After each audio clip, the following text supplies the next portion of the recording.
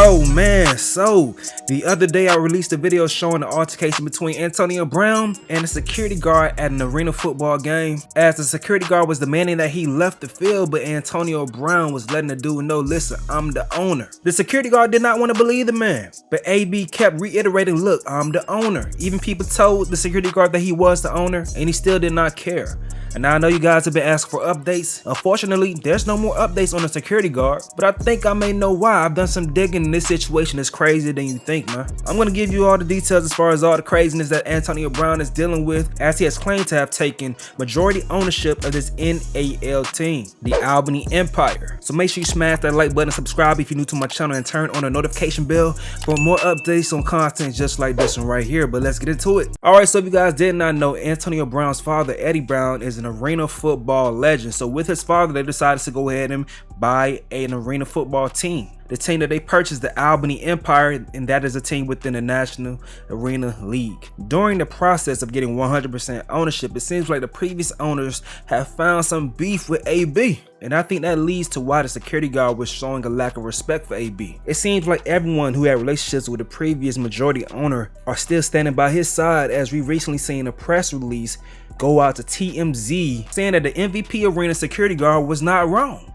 So the MVP Arena's general manager's name is Bob Belber, and he reached out to TMZ to speak to them about the situation. So according to Belber, this is what was going on. He says that halftime festivities were about to begin, and as a part of the show, the team was lowering its 2022 championship banner, which required everyone to clear the area as it can present dangers for people below. Belber though said not only was Brown not willing to leave, he was actually trying to get kids to come onto the field too, putting them at risk. The safety of the children on the field and Antonio was extremely important, Belber said. Belber added that Brown used pretty aggressive language towards the security official that was not seen in the formal NFL players' videos. But Belber said he fully anticipates all sides coming together at some point this week and coming to an understanding. I think we'll get through this, he said. The parties will come together and I'm sure this won't be repeated. Belber said Brown has not been banned from the arena or anything like that, adding it was a simple misunderstanding on his part. He shouldn't have been on that field. Now that statement right there is pretty telling for me, with Belber speaking about all sides coming together and Belber speaking on pretty aggressive language that Antonio Brown used. I'm going to say this before we move on to the next point, as this story gets even crazier. There's a respectful manner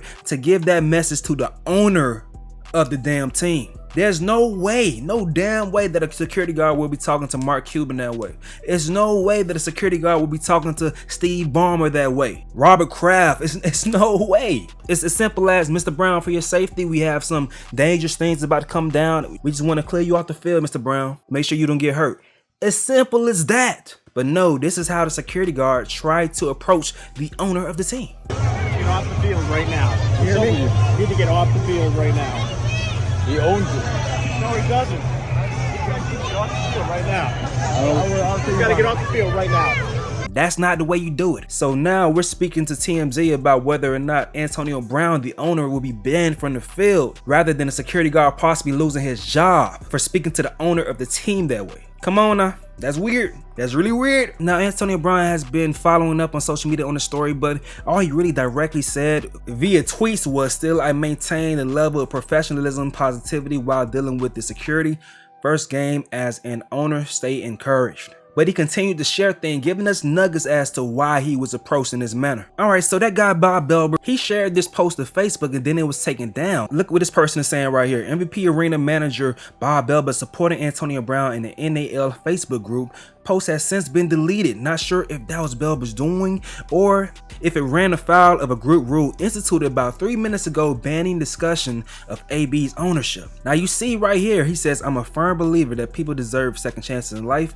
Antonio Brown, as the 95% owner of the team, has told me he wants to help the community and stimulate economic growth in Albany. So you guys continue reading the full thing. He also speaks about Eddie Brown as well here. But why the hell are they instituting a rule to not speak about AB's ownership in the NAL group? Like, why? What's up with that? Interesting. But let me try my best to fill in the blanks right here. Let's get to it. So here we go. This article is put out by KCRA, written by Abigail Rubel, Albany Times Union. The title of the article says Antonio Brown says he's the sole owner of an arena football team. His co-owners disagree. So on the phone call, Antonio Brown says, "I'm the 100% owner. I don't take that lightly." Brown said Saturday afternoon by phone, "My job as the owner is to provide the players and community, the front office, everyone that experience the experience of Albany, and I'm excited about that role." So Brown, the former NFL All-Pro wide receiver whose career has been marked by controversy, joined the Empire in March as a co-owner alongside Mike Quarta, with Charlotte and Steve Von Schiller as minority partners of the National Arena League football team. Brown said he bought Quarta out. "I just think Mike couldn't afford the things in regards of moving the business forward." So pay attention to that name, Mike Quarta, Michael Quarta. This says, however, Quarta said there's been no change in ownership since Brown first joined the team. He and Brown each own 47.5% of the team, with the Von Schillers owning the remaining 5%. The Empire's owner situation has been a subject of rumors in the last 2 weeks. WNYT's Roger Weiland mentioned a possible 80-20 split of the team, with Brown owning 80%. Ryan Larkin, an associate of Brown, said Thursday that Brown did own 80% of the team in a deal that was finalized the previous week. But AB saying he got 100% ownership. He says, "I'm grateful for Mike giving me the opportunity to further my role for the business." He said, "I just thank Mike for being able to let me come in and further the business and help sustain Albany football, because that's kind of been his goal from when I came here."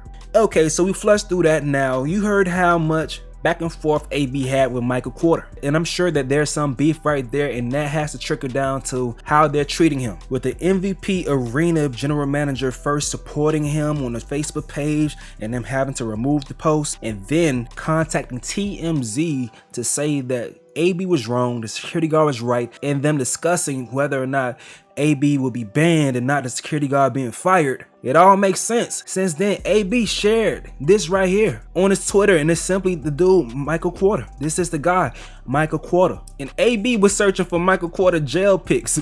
And you know why? He shared this article as well. Let's read this article. It says, "Union firebomber gets prison time." A former Albany, New York union boss was sentenced to 6 months in prison for his role in a firebombing of a concrete plant 5 years ago. The May 2003 arson was a part of an organized effort by 2 union officials to sabotage companies that were using non-unionized workers at construction sites. So it is said the sentencing of Michael Quarta, 32, who has served as a labor organizer and sergeant at arms for Local 190 of Glenmont, marked the culmination of a meandering federal investigation into the underworld of Albany's politically connected laborers union. The arson triggered a federal grand jury investigation of the union's ties to elected officials, public contracts, and organized crime figures, and also whether top union leaders had authorized the firebombing.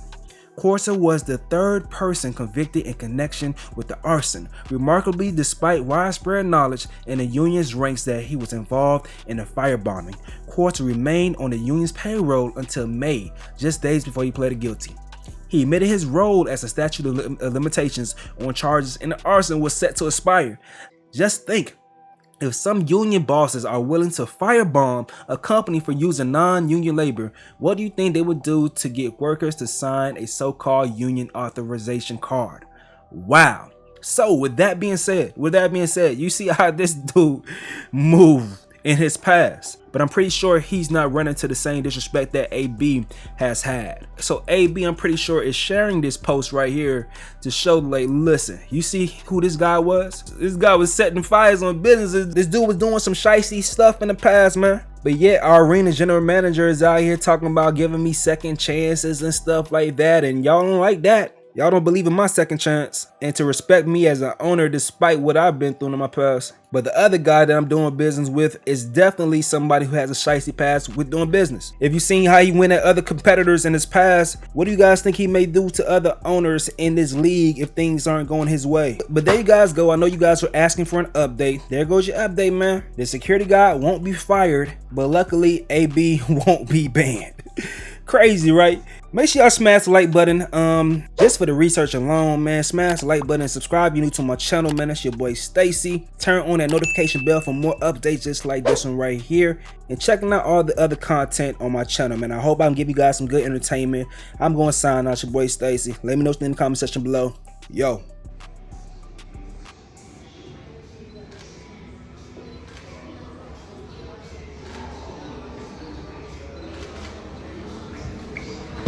We about to do this, homie. Make history. Make history. Shout out to Holiday Inn, you know, more. You know you can't be here with us. We love you. We got you today. Corey recording this right now from the Holiday Inn. We're out here. See us. Let's get it. We need to do the shoulder exercises too. We're back.